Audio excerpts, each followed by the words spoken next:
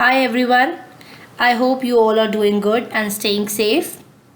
So, I am here again with a new video on the topic urinary tract infection. Now, what is urinary tract infection? नाम से ही हमें पता चल रहा है एक ऐसा इन्फेक्शन जो कहाँ पर हो रहा है यूरिनरी ट्रैक्ट में. तो पहले हम देखते हैं कि यूरिनरी ट्रैक्ट क्या है. तो अब हम पहले देखते हैं कि एक यूरिनरी ट्रैक्ट या फिर एक यूरिनरी सिस्टम क्या है. डिफरेंट पार्ट्स जैसे कि किडनी है, यूरिटर, ब्लैडर एंड यूरिथ्रा, ये सब मिलकर बनाते हैं आपके यूरिनरी सिस्टम को. ठीक है. और किसी भी पार्ट में अगर इन्फेक्शन हो जाए तो उसको हम कहते हैं यूरिनरी ट्रैक्ट इन्फेक्शन और उसको हम शॉर्ट फॉर्म में लिखते हैं यूटीआई.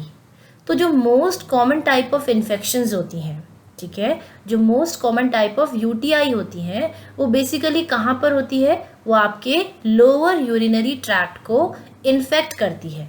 और लोअर यूरिनरी ट्रैक्ट में क्या क्या आते हैं आपके ब्लैडर एंड यूरिथ्रा. ठीक है. बहुत कम केसेस ऐसे होते हैं जिसमें आपका यूरिटर जो होता है वो इन्वॉल्व होता है. मीन्स आपके यूरिटर में इन्फेक्शन होने के चांसेस कम होते हैं. ज़्यादा चांसेस होते हैं ब्लैडर एंड यूरिथ्रा में. ठीक है. अगर इस ब्लैडर से यूरेथ्रा से इन्फेक्शन जो है आपके किडनी तक पहुंच जाए, ठीक है, तो उस वजह से ज़्यादा सीवियर कॉम्प्लिकेशंस हो सकती है, जैसे कि किडनी डैमेज हो सकता है और ब्लड प्रेशर में भी चेंजेस आ सकते हैं. देन अगर इस फिगर में हम देखें तो राइट हैंड साइड पर है आपकी male body and left hand side पर है तो फीमेल बॉडी. हम देखेंगे कहाँ पर किडनी है, then you have the ureter, bladder है, यूरिथ्रा है एंड मेल बॉडी में एक और पार्ट दिखाया गया है that is the prostate gland. ठीक है. नाउ एक स्टडी के अकॉर्डिंग देखा गया है कि फीमेल्स ज़्यादा रिस्क पर होती है ऑफ डेवलपिंग एंड यूटीआई. ठीक है. ऐसा क्यों होता है? क्योंकि जो फीमेल बॉडी होती है उनकी जो एनाटमी होती है वो इस तरह से होती है कि जो उनका यूरेथ्रा है, ठीक है, that is shorter when compare to the men. अगर आप फिगर में भी देखोगे तो फीमेल बॉडी में जो यूरेथ्रा पार्ट है दैट इज शॉर्टर. ठीक है. वेयर एज मेल बॉडी में यूरेथ्रा पार्ट जो है वो थोड़ा सा लॉन्गर है. ठीक है. इस वजह से क्या होता है, जो भी माइक्रो ऑर्गेनिज्म है, बैक्टीरिया है या फंगई है, हम फीमेल बॉडी की अगर बात कर रहे हैं तो जो माइक्रो ऑर्गेनिज्म है उसको क्या करना है, कम डिस्टेंस ट्रेवल करना है. यूरेथ्रा से ब्लैडर तक का जो डिस्टेंस है एक फीमेल बॉडी में वो कम है. ठीक है. तो बैक्टीरिया को या किसी भी माइक्रो ऑर्गेनिज्म को ट्रेवल करने का जो डिस्टेंस है वो कम है और वो इजीली ब्लैडर को क्या कर सकता है, इन्फेक्ट कर सकता है. वेयर एज मेल बॉडी में अगर आप देखोगे तो ब्लैडर और यूरेथ्रा का जो डिस्टेंस है वो थोड़ा ज़्यादा है. ठीक है. कंपेरेटिवली बात कर रहे हैं हम, इसीलिए फीमेल्स ज़्यादा रिस्क पे होती है. तो जब ये इन्फेक्शन आपका ब्लैडर तक पहुंच जाता है तो this infection can be very painful and it can be annoying too. However serious consequences can occur. जैसे अभी बताया था कि अगर ये इन्फेक्शन जो है ब्लैडर से ऊपर किडनीज तक पहुंच जाए तो बहुत सीरियस कॉम्प्लिकेशंस या फिर कॉन्सिक्वेंसेस हो सकते हैं. ठीक है. Next is causes. अभी तक हमने देखा कि यूरिनरी ट्रैक्ट इन्फेक्शंस क्या होते हैं, लेकिन अब उन यूटीआई के लिए कौन रिस्पॉन्सिबल है. यूटीआई बेसिकली कॉज करते हैं आपके बैक्टीरिया. ये बैक्टीरिया यूरिनरी ट्रैक्ट के अंदर एंटर कैसे करते हैं, they enter through the urethra. Urethra के through they enter and they reach the bladder. Bladder तक ये पहुंचते हैं, वहाँ पे मल्टीप्लाई करते हैं, ग्रो करते हैं एंड इन्फेक्शन को स्प्रेड करते हैं. ऑल्दो हमारा जो यूरिनरी सिस्टम है वो इस तरह से डिज़ाइन होता है कि वो इन माइक्रोस्कोपिक इन्वेडर्स को दूर रखे. ठीक है. ताकि इन्फेक्शन ना कॉज कर पाए. माइक्रोस्कोपिक इन्वेडर्स क्या है, आपके यही माइक्रो ऑर्गेनिजम्स या फिर आप इनको पैथोजेंस कह सकते हो जो इन्फेक्शन या डिजीज़ को कॉज करते हैं. लेकिन कभी कभी ये डिफेंस मैकेनिज्म जो है, ये डिफेंस जो है हमारा, ये फेल हो जाता है टू वर्क और उसी वजह से ये बैक्टीरिया इजीली ट्रैवल कर सकते हैं हमारे ब्लैडर तक, फिर ब्लैडर से ऊपर ये किडनी तक भी पहुंच सकते हैं. ठीक है. तो मेन जो रीज़न होता है या जो मेन कॉजेटिव एजेंट है यूटीआई के लिए that is your bacteria, specially your E coli. तो मेजॉरिटी ऑफ केसेस में जो कॉजेटिव एजेंट होता है वो ई कोलाई बैक्टीरिया होता है. ठीक है.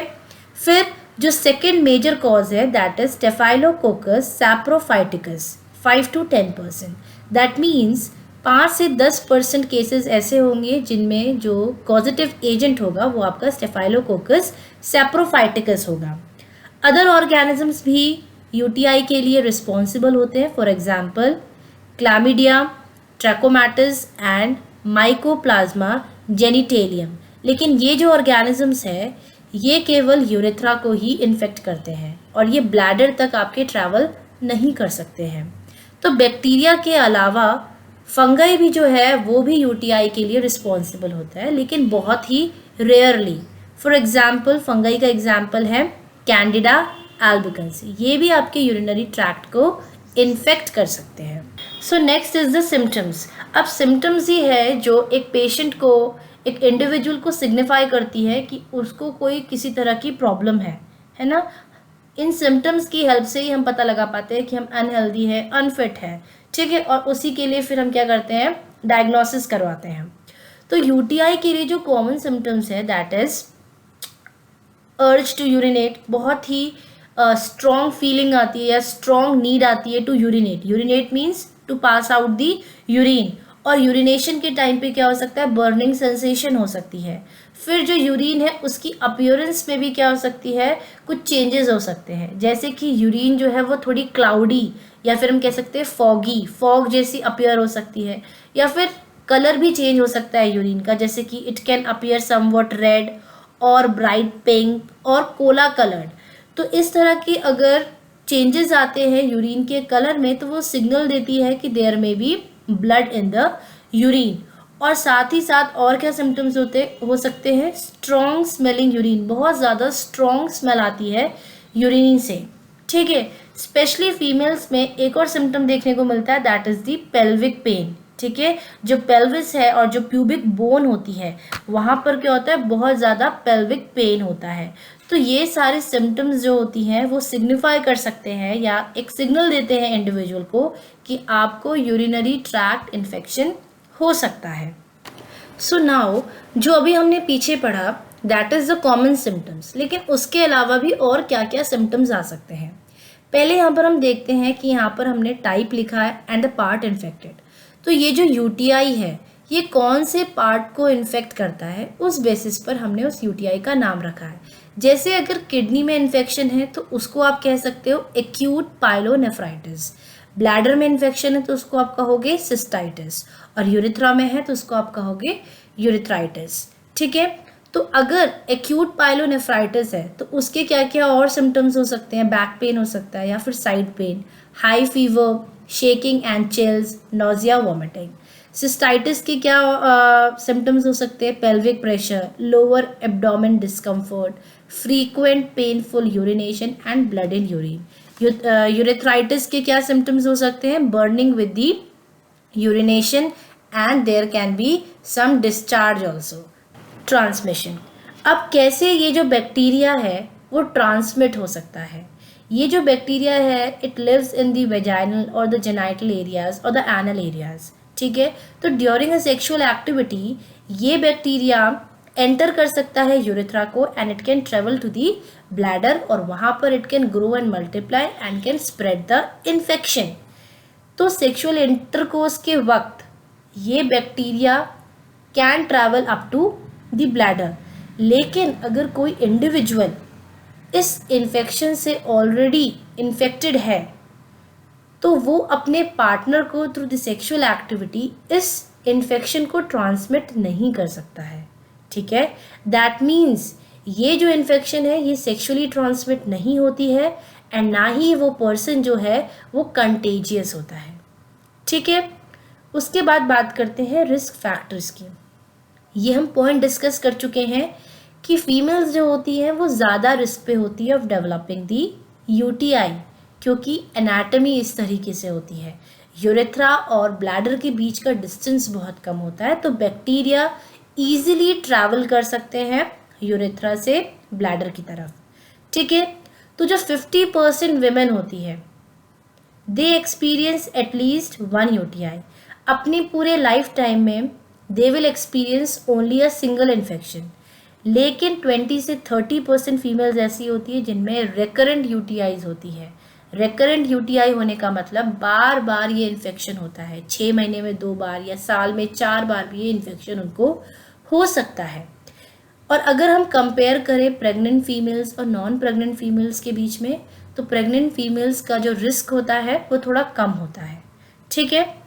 लेकिन ये नहीं कह रहे हैं कि उनको बिल्कुल चांसेस नहीं है ऑफ डेवलपिंग द इन्फेक्शन। अगर इन केस किसी फीमेल प्रेग्नेंट फीमेल को ये इन्फेक्शन हो जाता है तो वो इन्फेक्शन मदर के लिए तो डेंजरस है ही, साथ ही साथ इन्फेंट या फीटस के लिए भी डेंजरस होता है। इसीलिए उनका यूरिन चेकअप होता है, ठीक है। यूरिन टेस्ट किया जाता है और देखा जाता है कि उनके यूरिन सैंपल में वो बैक्टीरिया प्रेजेंट है या नहीं है। Even if they are not having the symptoms, फिर भी यूरिन सैंपल लेके उसकी टेस्टिंग की जाती है एंड फिर उनको एंटीबायोटिक्स दिए जाते हैं। तो पहला रिस्क फैक्टर हो गया फीमेल्स या the women. Second is a blockage in the urinary tract. अगर किसी तरह से किसी वजह से आपका यूरिनरी ट्रैक्ट में ब्लॉकेज हो जाए और उस ब्लॉकेज की वजह से आप यूरिन को ईजिली या नेचुरली पास ना कर पाओ, तो भी इन्फेक्शंस होने के चांसेस ज़्यादा हो जाते हैं, ठीक है। अब ये यूरिनरी ट्रैक्ट किस वजह से ब्लॉक हो सकता है? किडनी स्टोन की वजह से ब्लॉक हो सकता है, या फिर प्रोस्टेट ग्लैंड अगर एनलार्ज हो जाए, साइज में बड़ा हो जाए, तो उस वजह से भी आपका यूरिनरी ट्रैक्ट ब्लॉक हो जाएगा और आपका जो ब्लैडर है वो यूरिन को ज़्यादा टाइम के लिए होल्ड करेगा, जिस वजह से क्या हो जाएगा, यूटीआई के रिस्क जो है वो इंक्रीज हो सकते हैं। And third is the diabetes. तो जो डायबिटिक पेशेंट्स होते हैं वो बहुत ज़्यादा रिस्क पे होते हैं of developing any type of infection. ऐसा क्यों होता है? क्योंकि उनका इम्यून सिस्टम जो होता है वो वीक पड़ जाता है या डिसफंक्शनिंग हो जाती है। तो इम्यून सिस्टम अगर वीक हो जाएगा तो इम्यून सिस्टम इन पैथोजेंस के अगेंस्ट, ठीक है, ये जो इन्वेडर्स है जो इन्फेक्शन कॉज कर रहे हैं या डिजीज़ कॉज कर रहे हैं, उनके अगेंस्ट काम नहीं कर पाएगा, ठीक है। तो ये पैथोजेंस इन्फेक्शन स्प्रेड करेंगे, ठीक है, दे विल कॉज इन्फेक्शन। और इम्यून सिस्टम क्योंकि वीक है, डिसफंक्शनिंग हुई है उसकी, तो इसीलिए वो उस इन्फेक्शन के स्प्रेड को कंट्रोल नहीं कर पाएंगे। Then fourth is the catheter use. Catheter basically एक ट्यूब होती है जो ऐसे इंडिविजुअल्स में इंसर्ट की जाती है who can not urinate on their own, जो खुद अपने आप यूरिनेट नहीं कर पाते, ऐसे इंडिविजुअल्स में इस ट्यूब की मदद ली जाती है, ठीक है। तो इस ट्यूब के थ्रू भी इन्फेक्शन स्प्रेड होने के बहुत ज़्यादा चांसेस हैं। तो इसीलिए कैथेटर के यूज़ करने से ये इन्फेक्शन स्प्रेड ना हो, इसको हम कैसे प्रिवेंट कर सकते हैं? इस कैथेटर को हमें प्रॉपरली, इस ट्यूब को हमें प्रॉपरली क्या करना चाहिए? क्लीन करना चाहिए with soap and water every day you should clean the tube, ठीक है। फिर रेक्टल एरिया को भी आपको प्रॉपर हाइजीन मेंटेन करना है, ठीक है। और जो आपका ट्यूब के साथ एक बैग, ड्रेनेज बैग जो अटैच्ड है, उसको भी आपको हर 8 घंटे में उसको एम्प्टी करना है, या फिर जब वो फुल हो जाए तो उसको आपको एम्प्टी करते रहना है ताकि आप इन्फेक्शन को प्रिवेंट कर सको, ठीक है। उसके बाद और क्या रिस्क फैक्टर्स हो सकते हैं? Recent urinary procedure. अगर कोई मेडिकल इंस्ट्रूमेंट्स यूज़ किए गए हैं, ठीक है, कोई यूरिनरी प्रोसीजर किया है और उसमें मेडिकल इंस्ट्रूमेंट्स का यूज़ हुआ है, तो उन मेडिकल इंस्ट्रूमेंट्स के थ्रू भी क्या हो सकता है? इन्फेक्शन फैल सकता है, ठीक है। Then other factors can be poor hygiene और use of tampons and spermicides, ठीक है। तो इन सारे रिस्क फैक्टर्स के अलावा कुछ और फैक्टर्स या रिस्क फैक्टर्स हो सकते हैं, दैट इज़ पुअर हाइजीन। अगर आप प्रॉपर अपनी हाइजीन मेंटेन नहीं करते हो तो भी इन्फेक्शन होने के चांसेस हो सकते हैं। एंड स्पेशली इन फीमेल्स जो टैम्पॉन्स यूज़ करती हैं, ठीक है। टैम्पॉन्स क्या होती है? Basically when they are menstruating, तो उस वेजाइनल डिस्चार्ज को कलेक्ट करने के लिए ये एक होता है कलेक्टिंग कप जैसा, दीज आर टैम्पॉन्स। तो इनको यूज़ करने से भी इन्फेक्शन होने के चांसेस हो सकते हैं। अगर आप इसे प्रॉपरली स्टेराइल नहीं करोगे टैम्पॉन्स को, तो इन्फेक्शन के चांसेस बढ़ सकते हैं। And some females they also use spermicides, ठीक है। ये स्पर्मिसाइड्स क्या होते हैं? बेसिकली एक ऐसा एजेंट होता है या केमिकल आप समझ सकते हो जो फर्टिलाइजेशन को अवॉइड करता है, ताकि जो स्पर्म है वो फ्यूज़ ना करे विद द एग्स, ठीक है। तो उसके लिए स्पर्मिसाइड्स यूज़ किए जाते हैं।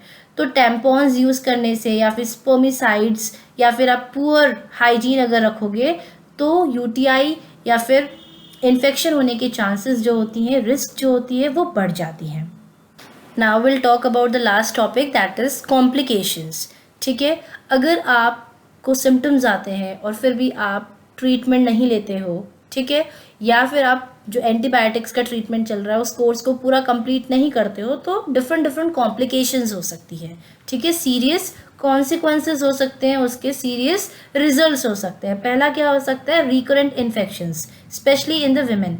फीमेल्स में ज़्यादातर ऐसा होता है कि अगर आप इस इन्फेक्शन को ट्रीट नहीं करते हो टाइम पर या एंटीबायोटिक्स का कोर्स प्रॉपर तरीके से नहीं लेते हो, कंप्लीट नहीं करते हो, तो वो इन्फेक्शन फिर से रीअकर कर सकता है। दूसरा कॉम्प्लिकेशन क्या हो सकता है, परमानेंट किडनी डैमेज। अगर आप सही टाइम पर ट्रीटमेंट शुरू नहीं करोगे तो ये जो इन्फेक्शन है ये ब्लैडर से क्या कर सकता है, ट्रैवल कर सकता है आपका और इन्वेड कर सकते हैं आपकी किडनीज को, और वहाँ पर आपकी प्रॉपर परमानेंट किडनी डैमेज हो सकती है।